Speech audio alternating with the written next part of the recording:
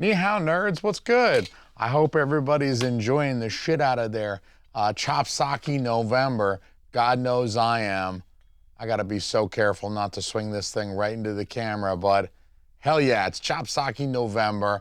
I am His Holiness, the Bishop of Bull Moose, the Movie Monk, the Abbot of Arrow, the Criterion Choir Boy. I am your boy Jay, His Holiness, your brother, Jay, the Holy Movie Monk. And it is, of course, Chop Socky November. I have been enjoying it. I watched Tai Chi Master last night. I haven't seen that movie in probably 15 or 20 years. I never believed that we would live in a world in which I would get a pristine 4K, a relatively pristine 4K of Tai Chi Master starring Jet Li, directed by Yuan Wuping. I watched that last night, and I gotta tell you, it had been a long time since I've seen it, but it's one of my favorite Jet Li movies, and it absolutely sucked me in. Like I found myself putting down what I was doing, what I was working on, just so I could stare at the screen. It's wild, and they fought with a bunch of these things in that movie, which was pretty cool too. The Dao, or the Chinese broadsword. I'm gonna put that away before I knock my camera over. My wife would kill me. Anyway, welcome to the Movie Mass. Not only is it Chop Socky November, but also the Criterion Sale has just started, and I've got a conundrum. I want to milk that for content too, you know what I'm saying? But lucky for me, Criterion has several Hong Kong and Taiwanese films in the collection. Perfect for my shoehorned Hong Kong cinema theme this month. So these are some Chop Socky movies that you can get your ass to Barnes & Noble and acquire these movies for 50% off. Or you could order them from the Barnes & Noble website. That's fine too. But here's some Chop Socky movies. If you're in a Chop Socky mood, fantastic. And just like with Tai Chi Master, if you had told me 20 years ago when I first started collecting a Criterion collection, at the time it was a bunch of Godard films and Truffaut and Kurosawa and a bunch of art stuff, a bunch of European stuff, some older Japanese stuff. And if you had told me back then that in a mere 20 or so years, Criterion Collection would have expanded to include the films of Jackie Chan, Bruce Lee, Jet Li, Sarah Lee, Lee Harvey Oswald, Lee Press on Nails. I can't believe how many Lees the Criterion Collection got these days. I never would have guessed it circa 2002, 2003 when I first started watching these things. It was all Orson Welles shit, Jean Renoir. If you told me that we were gonna get some 80s ass Jackie Chan movies in the collection, I would have laughed in your face. But we live in that timeline too. It's a glorious timeline, at least sometimes.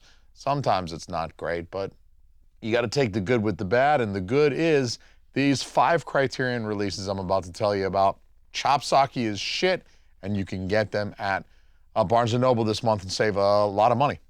Now, the first one I'm going to tell you about, you guys already know there's a Bruce Lee box set by Criterion. They released it several years ago now. It's probably, 5 or so years old at this point. It's been around for a little while. But if you haven't gotten it yet, now is the time. It includes the 5 films that he produced, or at least partially produced in his lifetime, partially in the case of Game of Death. That movie was not completed before Bruce Lee passed away, but he had filmed the action sequences, at least, the important parts, right? He filmed all the action scenes, and this box set includes all 5 of those movies, but I can call it chock full of special features without any hesitation whatsoever. There are alternate cuts of Enter the Dragon. There's at least 2 cuts of Enter the Dragon in this box set. There is an alternate cut of Game of Death. There's 6 commentary tracks. Game of Death 2 is also included, so that's like a 6th film, and it just doesn't have Bruce Lee in it, so I guess they're not billing it as like a mainline Bruce Lee film in the Bruce Lee box set, but Game of Death 2 is included. I don't know if there's any archival footage in that or not. I haven't seen Game of Death 2. I need to watch it. There's a documentary about the making of Enter the Dragon. There's interviews with Lee's biographer. There are multiple documentary features about Bruce Lee's life, some of which are archived, some of them are kind of older. I think there's one that was from 1973. There's another from 1998, but there's a lot of documentary features in here. And so, I mean, I think at $62.50. That's what Barnes & Noble is asking for it during their 50% off sale. $62.50. That's like $12.50 per movie without assigning any monetary value to all of the whole host of special features. So it really is a really great deal. It's worth every penny. There's just so much extra shit in this box. It's busting at the seams. This box set is like a thick Latina in painted on jeans carrying an armload of General Tso's chicken and fried rice. That's exactly how full and packed full and desirable that box set is. I also want to recommend to you another box set. This is a Jet Li dominated box set, although he is not the star in all of these films. But the Once Upon a Time in China set is also $62.50 at Barnes & Noble this month. Again, for 5 feature films, there's actually a 6th film on here, but for the 5 mainline films that are advertised in this set, that's $12.50 per movie. But like I said, there's a 6th film in here, which actually I consider very much to be one of the mainline Once Upon a Time in China films. The set includes Once Upon a Time in China and America, and that they include that as like a bonus feature. I don't know if it's because it's a 2K scan or what, but regardless, I very much consider Once Upon a Time in China and America to be a mainline entry in this series. So as far as I'm concerned, this has all 6 of the Once Upon a Time in China films in it for $62.50, and that's like $10.50 per movie, and that's without assigning any value to the bonus features. But again, as with the Bruce Lee box set, there are a ton of bonus features here as well. The Once Upon a Time in China film series depicts the 19th and early 20th century folk hero Wang Feiheng, he's a historical figure. He really did exist, but of course he's sort of this folk hero. He's got this larger than life mythology surrounding him today. So even though he did exist, he is a real person.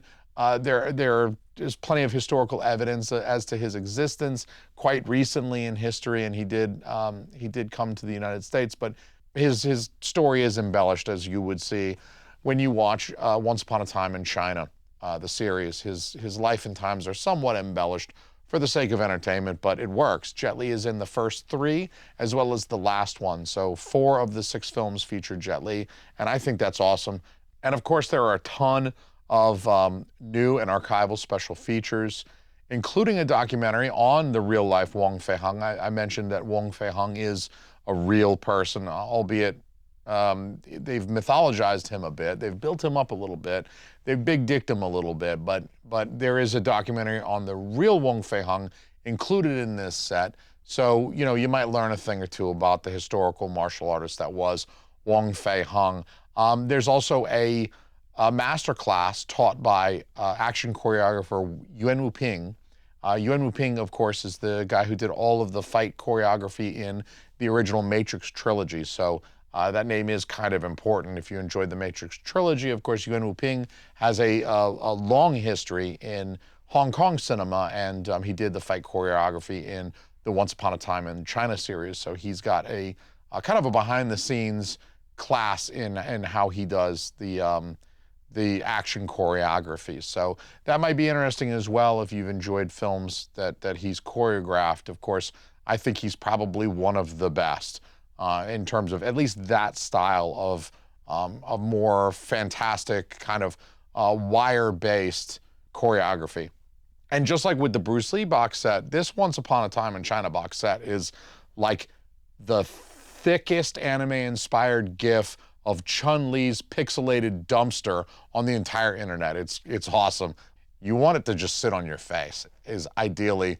And if you buy it for $62.50 at Barnes & Noble this month, you absolutely can get into your car, you can recline your seat, and you can put that bad boy right in your face before you even leave the parking lot. So I'm also gonna recommend to you the Police Story double feature. It's $25, it's $24.99, but $25 for 2 movies on Blu-ray, and they come together in a set. You open them, it's like a digipack. You slide the digipack out and there's a disc on either side, but you get 2 films for 25 bucks, plus a bunch of special features again. I recommend the Police Stories because this is Jackie Chan at his athletic zenith. These films showcase him at his height, kind of his peak. I think the first Police Story is 1985 and the second one is 1988. So they're also really excellent pieces of 80s action cinema to add to your collection. I mean, if you're really trying to build a robust collection of 80s films and you like action movies, you can't go wrong with Police Story. I know they're not US domestic films, I know they're Chopsaki, but they're very rooted, they're very grounded in Jackie Chan's style of athletic kung fu, very realistic, very based in what's plausible, at least if you're a highly trained athlete and martial artist like Jackie Chan is, then you can pull off all of this stuff. We're not going to see him do anything that's impossible for a real human being to do, which is something that I've always loved and admired about the Jackie Chan films. Is he's not hooked up on wires, he's not doing anything too fantastical. Like in The Tai Chi Master and Once Upon a Time in China, you do see a lot of people jumping 20 feet and flying across a room. It's not quite as bad as Crouching Tiger, Hidden Dragon, but it's definitely in that vein.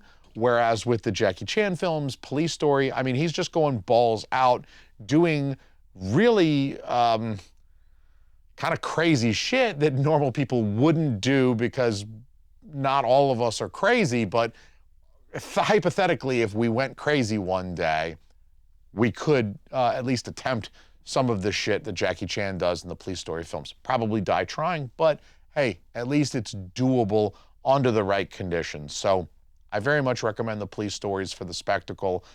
There's the scene, I believe it is in the second one, where he just about dies. I think this is one of the stunts that just about killed him.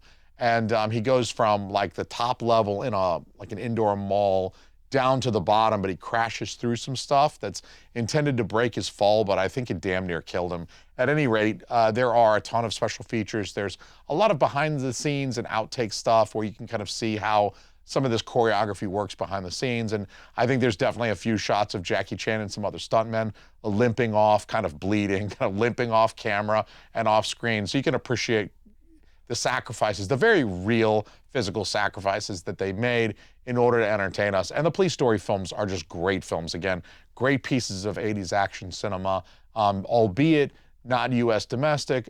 Even still, if we're considering world cinema, which I do, if we're considering world cinema and 80s action cinema as a movement, I mean, this is a very important piece, in my opinion. Also, Maggie Cheung is in these movies, and she is a cutie pie.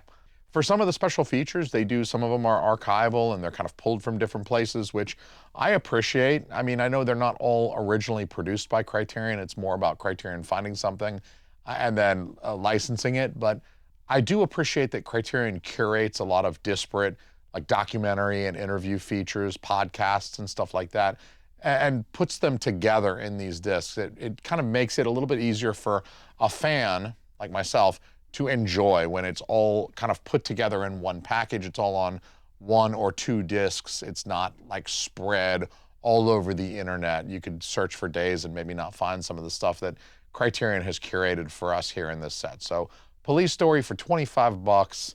Police Story 1 and 2, I think, is a great get. This one is another great get right here. For $20, you could get the Blu-ray of A Touch of Zen. This one is directed by King Hu. This is early 70s. I'm going off the top of my head, but I want to say 71. So this is a bit of an older film, but this is a beautiful film. Mark my words, and please know, I say a lot of silly shit in these videos. That's pretty much what I'm here for, is to say silly shit. I don't even want to talk about movies as much as I want to say silly shit on the internet.